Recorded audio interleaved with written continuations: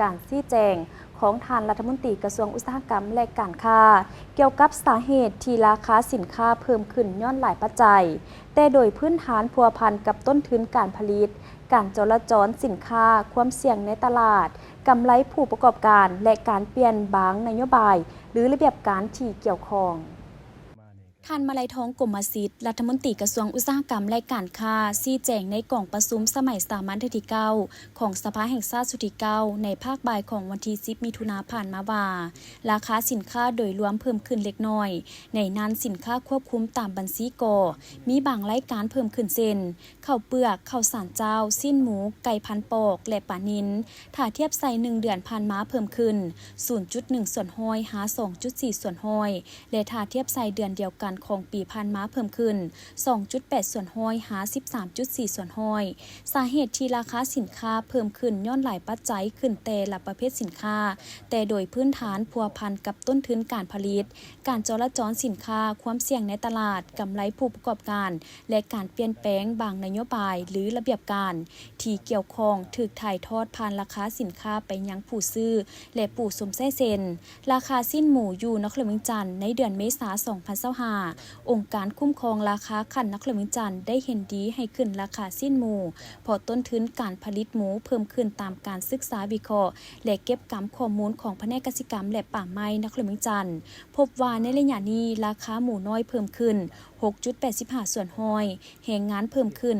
51.29 ส่วนห้อยวัคซีนเพิ่มขึ้น 48 ส่วนห้อยค่าไฟฟ้าเพิ่มขึ้น 48.78 ส่วนห้อยมาตรการป้องกันพยาธิระบาดเพิ่มขึ้น150 ส่วนห้อยเพื่อบ่ให้การสนองสิ้นหมูขาดตลาดและผู้เฮ็ดการผลิตหยุดเซาการผลิตจึงจำเป็นต้องขึ้นราคาสิ้นหมูในนครเมืองจันทร์ท่านมาลัยทองกมสิทธิ์ได้กล่าวตื่มว่าอย่างใดก็ตามแขนงอุตสาหกรรมและการค้าจะสืบต่อเอาใจใส่ปฏิบัติเวียกจุดซุ่มสมทบกับภาคส่วนที่เกี่ยวข้องลงลึกขนครัวและร่วมการแก้ไขแต่ละคอร์ดของตองโศกการผลิตและการสนองโดยเฉพาะสินค้าที่มีผลกระทบต่อชีวิตการเป็นอยู่ของประชาชนใน3คอร์ดคือคอร์ดต้นน้ำการเพิ่มผลผลิตยกสูงคุณภาพและลดผ่อนต้นทุนแนะใส่ส่งเสริมการผลิตและสนองวัตถุดิบแนวพันธุ์แรงงานแหล่งทุนกองทุนผลิตสินค้าลาวค่าไฟฟ้าการนำใช้เครื่องมือเทคนิคการผลิตการขนส่งและอื่นๆคอร์ดกลางน้ำการปรุงแต่งและสร้างมูลค่าเพิ่มแม้นจะมีการค้นคว้าวางแผนและส่งเสริมการรวบรวมผลผลิตเพื่อสนองให้การปรุงแต่งการสร้างความเข้มแข็งให้ผู้ประกอบการผ่านการฝึกอบรมในบทบาทที่ผู้ผลิตต้องการเซ็น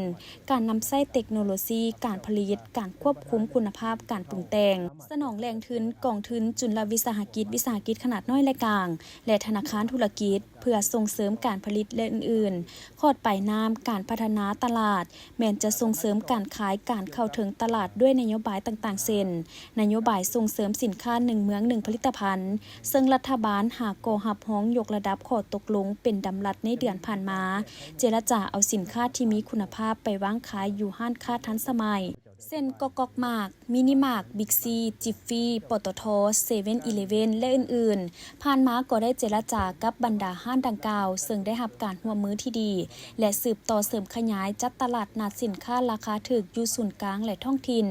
สร้างความรับรู้และส่งเสริมการขายสินค้าผ่านทางอิเล็กทรอนิกส์เพื่อลดคอร์ดพ่อค้าคนกลางเว้ารวมแล้วการแก้ไขปัญหาราคาสินค้าพัวพันกับปัญหาโครงสร้างเศรษฐกิจการผลิตการส่งเสริมการค้า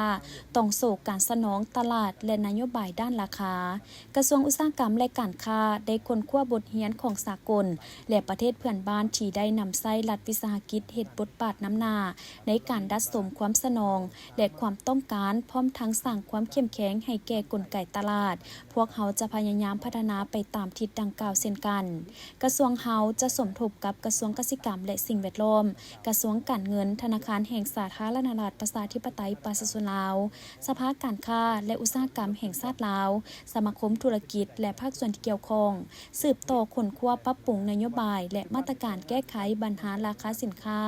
พร้อมทั้งรับฟังคำคิดคำเห็นคำแนะนำจากบรรดาท่านสมาชิกสภาแห่งชาติเพื่อไปปรับปรุงมาตรการที่ผ่านมาให้สามารถนำไปปฏิบัติได้อย่างมีประสิทธิผล